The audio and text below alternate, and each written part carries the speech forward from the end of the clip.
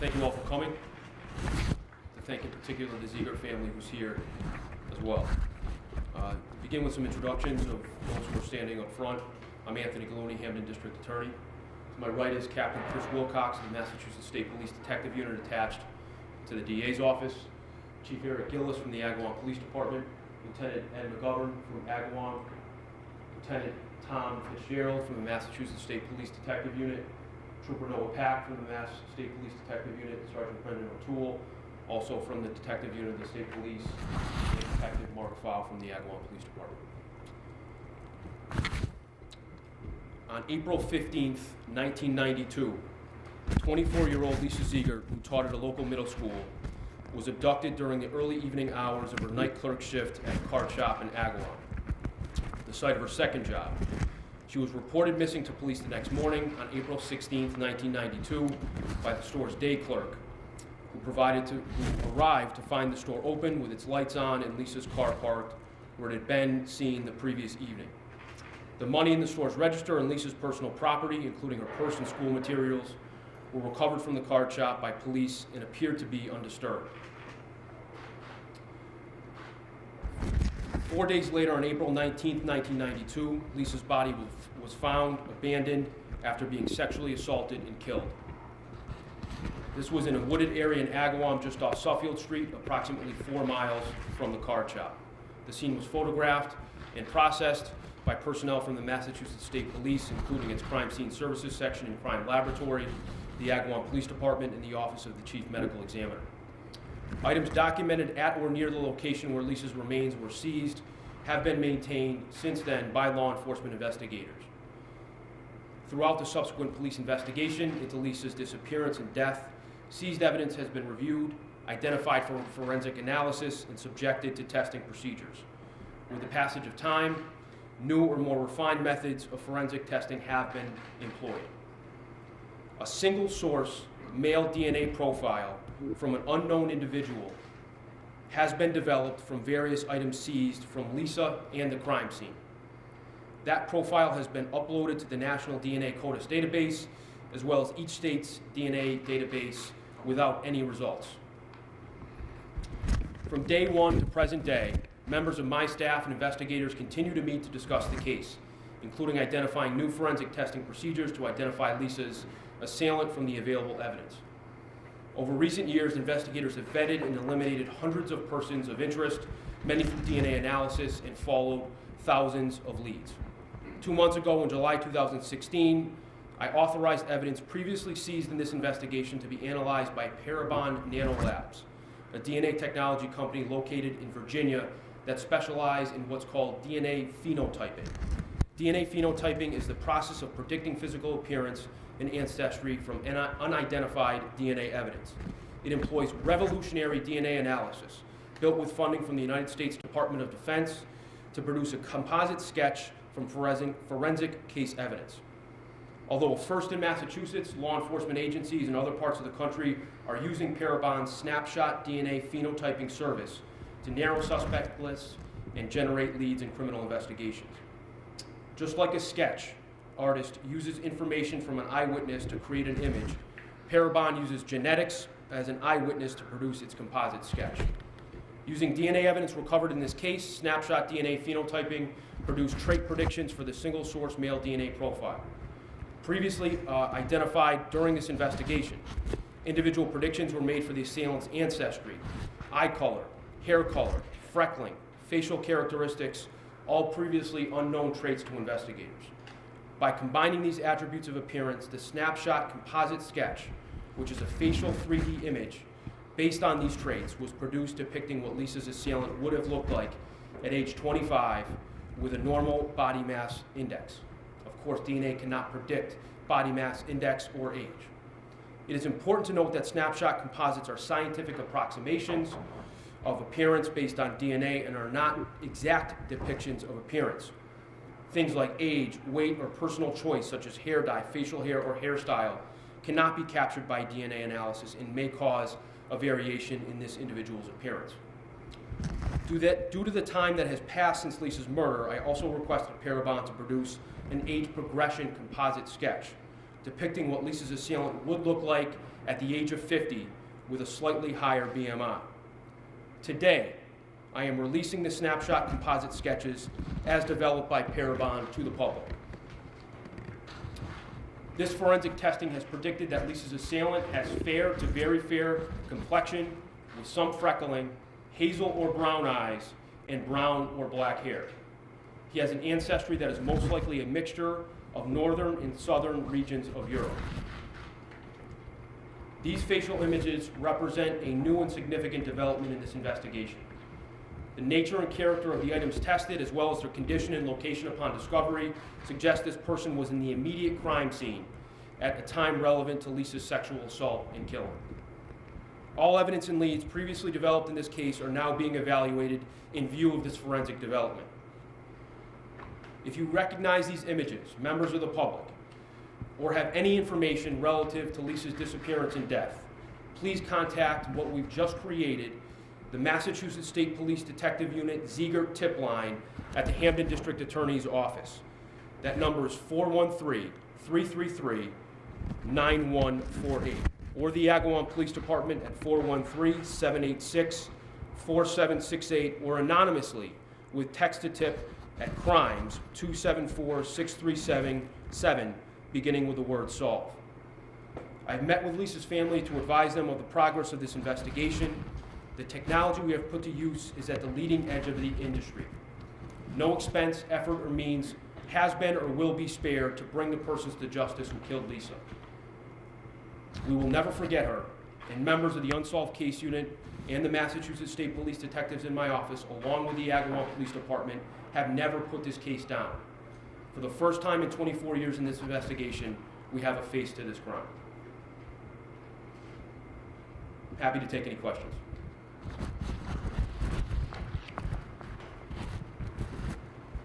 you have any indication of a name or a link with the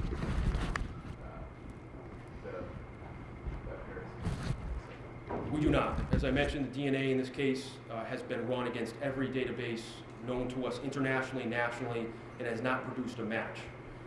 This new technology takes that DNA profile and produces a likeness of the person's face. However, it does not give us a name, of course. We're imploring the public to help us, based on these composites, to generate leads that will eventually lead to a name, lead to a suspect, lead to an arrest and a prosecution.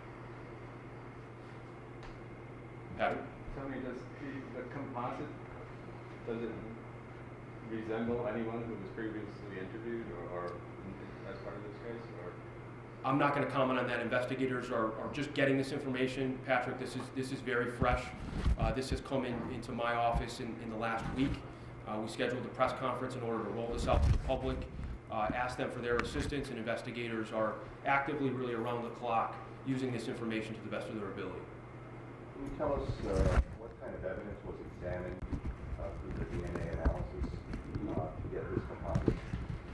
Ray, obviously this is an ongoing investigation. There are aspects of the investigation due to the maintenance of the integrity of the case and any prosecution that will come. So there are details I will not speak of, but this was a DNA profile, a single source male DNA profile, which in some cases is fairly rare. That was given to Parabon in order to produce this composite. Is this the first time this technology has been used in Massachusetts, to your knowledge? To our knowledge, it is. Yeah, as I mentioned, it's been used by federal law enforcement agencies. It's used by the Department of Defense. It's also been used by some localities across the country. Dan, you can see in the material provided, there's some links to some information that shows how this has been used. This has been developed in just the last couple of years and has been reached a level of reliability where it is now being used by law enforcement agencies, but it's really cutting edge. How accurate is it, or how confident are you in this composite? Needless to say, Ryan, we're confident that this is a likeness of the person. The accuracy of the details, some of the non-genetic factors I mentioned, facial hair, hair color, dyed hair color, I should say hair color here is determined by the DNA. But things that are non-genetic make this subject to some variance. But this technology has been vetted thousands of times. As I said, the federal government uses it in criminal investigations through the Department of Defense. So we're confident that this is reliable information, and obviously we're presenting to the public as such. When you say the single source, I just want to make sure I understand. So no other source of male DNA was discovered at the site? That's correct. And this sample is not mixed, it's a single source. It's a clean sample, so to speak. When was that single source entered into the databases? How long ago was that done? Originally, at the time at which DNA databases got their start. This case was in 1992, really at the advent of DNA, the beginning stages of DNA, and as it became applicable to criminal cases. But over those last 24 years, Paul, we've put it into every database. It's run constantly, so it's really sort of an everyday occurrence. And zero hits in that time. Is it rare that someone would commit that violent of a crime and not be in the DNA database 20-something years later? You know, I'm not going to engage in criminal psychology, but it's been frustrating. Any other questions? I do know that the Ziegert family is willing to take a question or two. Mr. and Mrs. Ziegert. Yes, sir. Do you know of any cases where this technology has been used to solve a crime that's been open for this period of time? Yeah, I don't know the conclusions, but as I mentioned on, as a matter of fact, Parabon's website, there's a number of high-profile cases in which this has been used, where there is a DNA sample but no suspect. I know it's been used in Colorado, again, by the federal government. I'm not sure whether it's obviously this is not something that is going to be used as evidence. It's used in the criminal investigation stage to generate leads, to exclude suspects. This is going to be used by investigators, I think, to great effect in the weeks and months to come as they take another view of the case in light of this forensic development. This case has gone on unsolved for so many years now, 24 years. Based on this new profile, this new DNA evidence, how confident are you that we will find Lisa Ziegert's killer based on this profile? All I can say, Ray, is I hope and pray that this brings someone to justice and brings some closure and a measure of peace to the Ziegert family who's dealt with this for so long. Lisa's memory is on our minds constantly, so we're hopeful.